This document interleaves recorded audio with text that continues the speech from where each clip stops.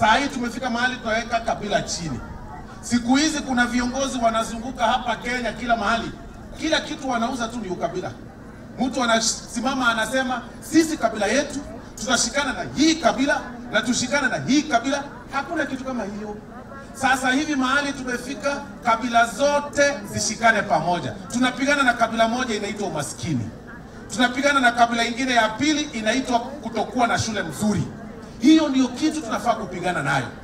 Nimeona viongozi wengine, watu ambao wakati walikuwa na power kubwa zaidi, wengine walikuwa viti kubwa za serikali, wengine sio deputy president, wengine sio walikuwa vice president.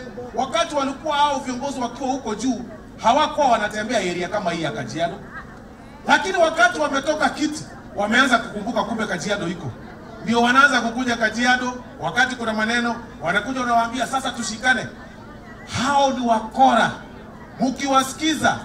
Mkiwasikiza itakuwa ni kwamba ni kama unafuata inzi. Hakuna mahali inaenda na mnajua mahali inzi inaelekea. Fuata nyuki ule asali. Na nyuki sasa hivi ni William Samoei Ruto. Ukifuata ile inzi unajua mahali inakupeleka.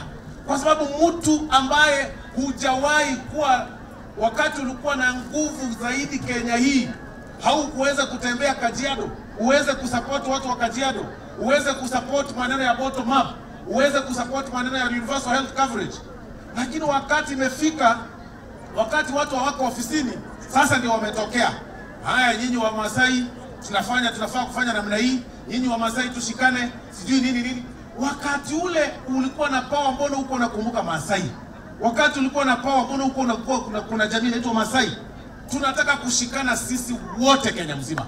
Hakuna maneno ya hii kabila na hii kabila na hii kabila. Umekubali namna hiyo? Tuko pamoja na nyinyi kwa hiyo maneno ya kwamba tushikane sisi wote, tusupport William Samoei Ruto afanye hii kazi.